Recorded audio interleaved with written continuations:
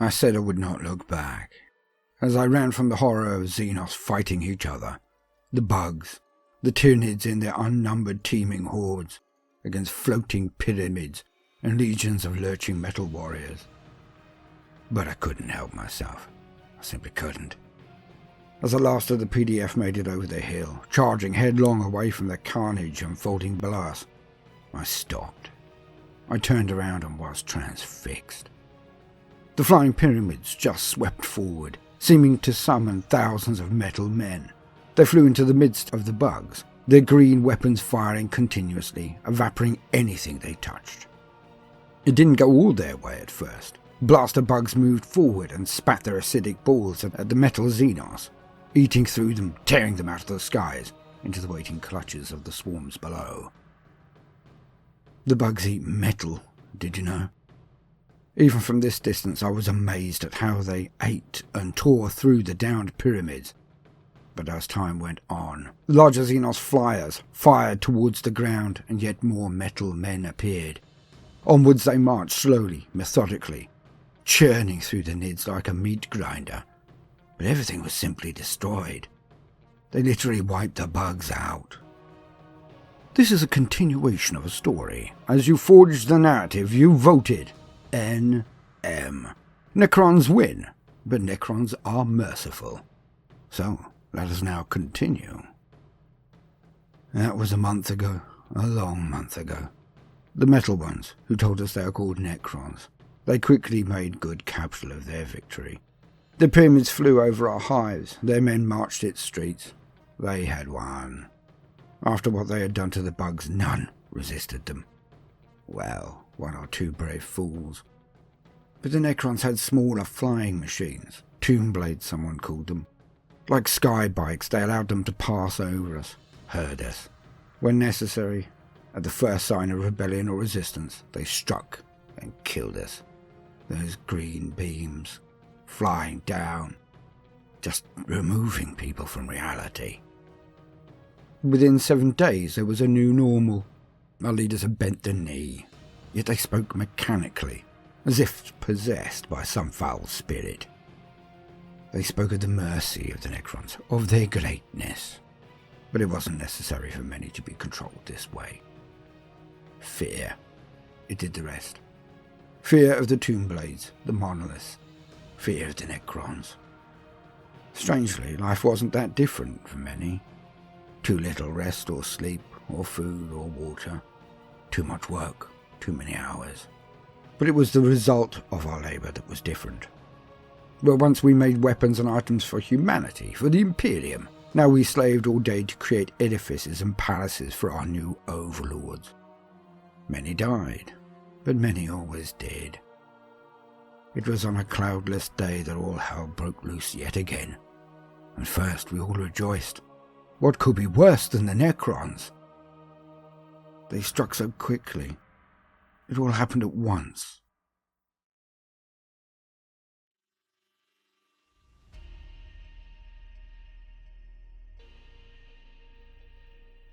We see the world claimed by the Muling Monkey, built on the ruins of darkness. The fools would make a nest in an abattoir. They are so dense, so witless. Thus we have arrived to continue a war eons in the making.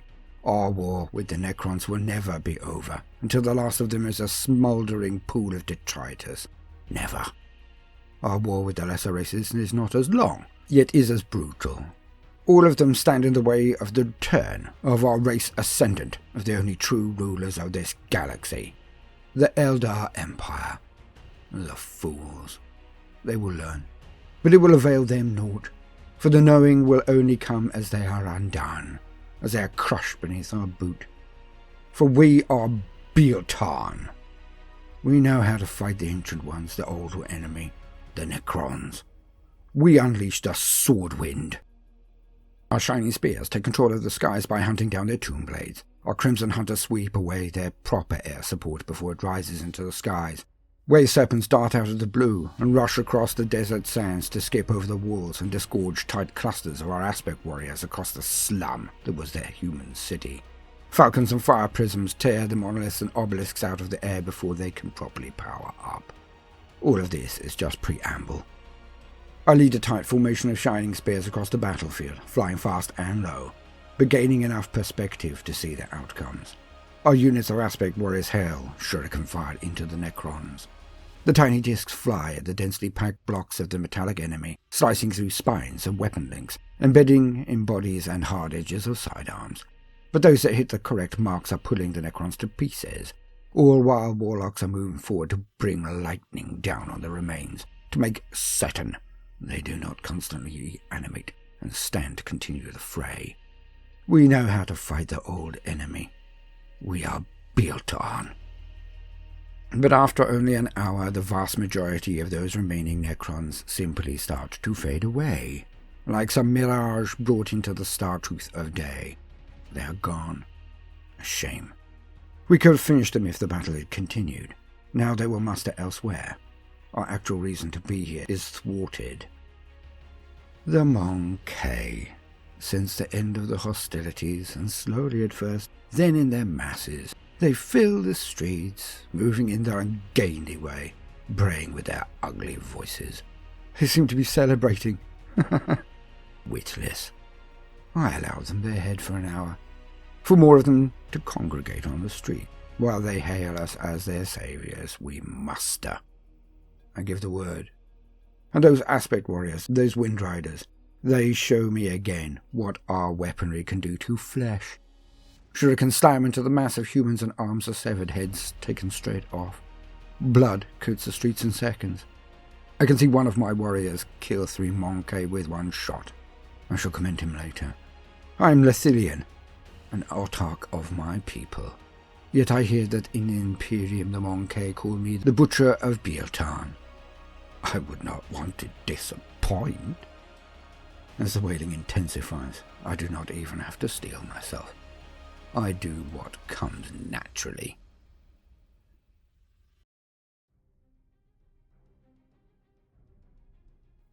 Welcome, gentle listener. I am Voldemort, and I wish to introduce you to the forces, factions, and war gear of the Warhammer 40k universe. For millions of years, one weapon has dominated the battlefields of the grim darkness of the future. An ancient weapon, and one that has brought extinction, devastation, and death, and defeat to countless races, civilizations, and entire empires. For the wielders of these weapons brook no challenge to their perceived preeminence. Today, we will be discussing the most commonly seen handheld weapon of the Eldar. And as per usual, for the meat and to veg of the situation, let us lean on existing wisdom. To quote, Shuriken weapons. Shuriken weaponry are weapons almost unique to the Eldar, as this technology is extremely advanced and very difficult to replicate. The Eldar make widespread use of Shuriken weaponry, which ranges in size from personal sidearms to massive tank-mounted cannons, and all operate on the same principles. The art of using a Shuriken weapon is one that most Eldar will learn, if only for a period of time as part of a Guardian squad, though many aspect shrines give great focus on how to wield these deadly weapons. Like most Eldar technology, Shuriken weapons are grown from a psychoactive material known as wraithbone. A special subset of bone singers who have previously walked the path of the warrior are tasked with crafting the weapons. All Shuriken weapons are built around a graphitic accelerator, similar to the motors which propel Imperial land speeders, and a solid core of ammunition composed of a plastic crystal material stored in the weapon's magazine. High-energy impulses originating from the rear of the weapon detach a monomolecular thin slice of the core and hurls this slice out of the barrel of the weapon at tremendous velocities due to a peristatic shift. A magnetic repulsor forces the ammunition core of the magazine and keeps it in line with the firing impulse. Using this method, a burst of 100 rounds can be fired in 1 or 2 seconds, and each core is good for 10 or more of these bursts before requiring replacement. The downside of this method of operation is that Shuriken weapons lack rifling in the barrel. This not only reduces accuracy, but also the range of these weapons in comparison to normal projectile weapons of similar size. The Shuriken missiles themselves can be formed into a variety of shapes and designs, though whether these exist for practical or purely aesthetic purposes is unknown, with the most common pattern being a star followed by a triangle and circular shapes. Whatever their shape, these razor-sharp missiles are capable of not only slicing straight through flesh and bone, but also penetrating a considerable thickness of metal and even plasteel armor. As with most Eldar technology, Shuriken weapons are psychically activated. For many personal weapons, this link is established through the grip and connects with additional systems incorporated to their armor. The Shuriken pistol is the smallest version of the Shuriken Catapult and is fired one-handed. Shurikens fired from the pistol are identical to those used in catapults, but the weapon itself has a shorter barrel and smaller energy capacity, resulting in limited range, rate of fire, and power. Humans sometimes refer to this weapon as a slinger or sling pistol, while its Eldar name it Murech. It is a common backup sidearm for many Eldar warriors and is one of the primary weapons of the Howling Banshees and Striking Scorpions. The Shuriken Catapult. The Shuriken Catapult is a standard type of Shuriken weapon, firing razor-sharp monomolecular discs capable of slicing through flesh and penetrating a considerable thickness of plasteel armor. Humans sometimes refer to these weapons as star slingers, or just slingers, or sling guns, while its Eldar call it the Tuelien. The Shuriken Catapult is the basic weapon of the Guardians, the citizen militia of the craft worlds, and is incorporated into certain other systems as the Eldar jet bikes. The Avenger Shuriken Catapult is the standard weapon of the dire Avenger aspect warriors. Compared to normal Shuriken Catapult, the Avenger has an extended barrel, power feed, and inbuilt rangefinders, resulting in greater range and accuracy. Fully automatic, the Avenger can fire 1,500 rounds per minute, though at this rate it will deplete its ammunition core in just 4 seconds. Normally, the Dire Avengers will use their weapons in semi-automatic mode, using precision to conserve their precious ammunition, and save full automatic fire for close-range assaults. While Avenger Shurikens cannot punch through the heavy armor plating of Adeptus Astartes' power armor, they will easily penetrate its weak points, including joints and eye lenses. Shuriken Cannon. The Shuriken Cannon is a much larger version of the Shuriken Catapult. While it works in a similar way to smaller Shuriken weaponry, it includes a number of additional features, such as an elongated ammunition coil, a triple accelerator field, and stabilizing gyroscopes. They are generally mounted on Guardian heavy weapon platforms and Eldar vehicles. End quote. Now, please bear in mind that there are other specialized forms of Shuriken weapon which we will go into in the future. The Shuriken Catapult, Cannon, Pistol, and Avenger. What fun they are!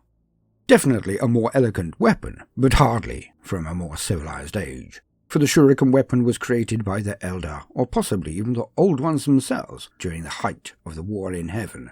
That dire conflagration from the dawn of the Warhammer mythological past, some 20 or potentially many more millions of years ago.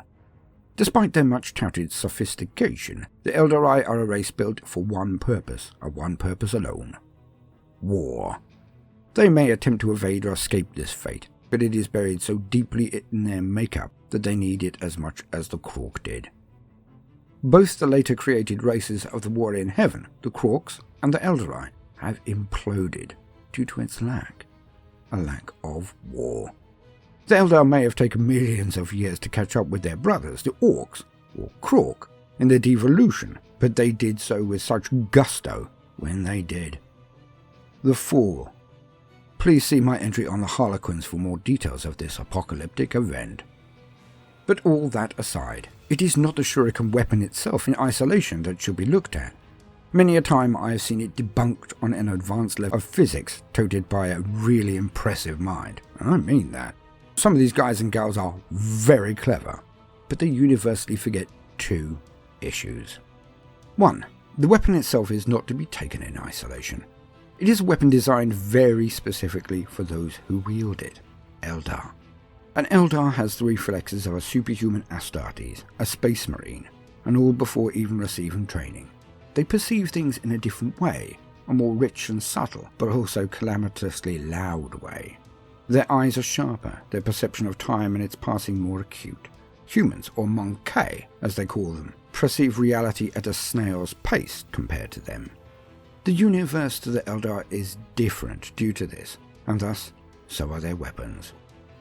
A Shuriken attack is not meant to be fired at the thickest power armor of Marine or Nob, or the thickest armor of Necrons. It simply isn't. The physics prove they would bounce off or embed and not punch through. But this ignores their power. They are designed to fire a stream of blades to confuse the enemy on the real target, their joints. The underarm, the throat, and the wrist joints. They are precision weapons to be used by a very precise race. In the hands of a human, a Shuriken weapon is a curio, above anything like the level of a hive-ganger, not to be used on the field of battle. But in the hands of an Eldar, their pinpoint accuracy makes these disc-firing weapons a bloody whirlwind of pain and death, slicing through every weak point in any target and ending them swiftly. The second thing, which for me is the most important, is the rule of cool.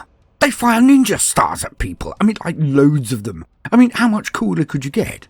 Exactly. You can't. Well, maybe the most important piece of war gear that I have yet to cover, the bolter. Oh yeah, that's cooler. But apart from the bolter, is there anything else as cool? I think not.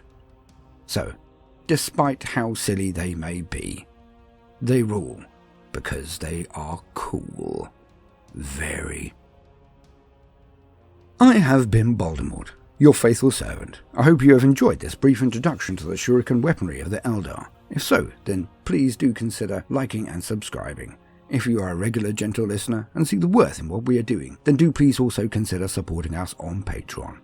Now, no matter what you do today, do try to make time for fun. Toodaloo.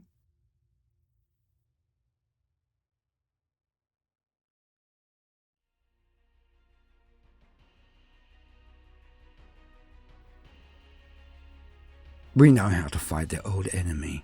We are Biotan. And we know where they have gone. Disappeared across the stretches of the galaxy by magic, is what a fool would believe. We are not fools. They have been teleported, phased across space, so we follow the trail.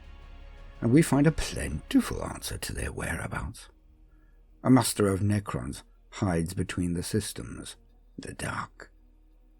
Stalking a lone world of the Imperium? Or is it the plethora of Orc rock that even now smash their way towards the main planet? Or is it the large tendril of the Great Devourer approaching the system that they hunt?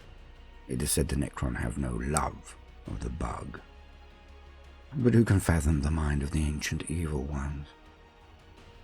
But we will not allow them to escape. We are true sons of Caleb and Chicane. So I set to finding the webway paths to get to the world, its system. I send out scouts. I, Lithilian, contact rangers. I ask them, what do you know of a world the Imperium calls Abundance Tertius?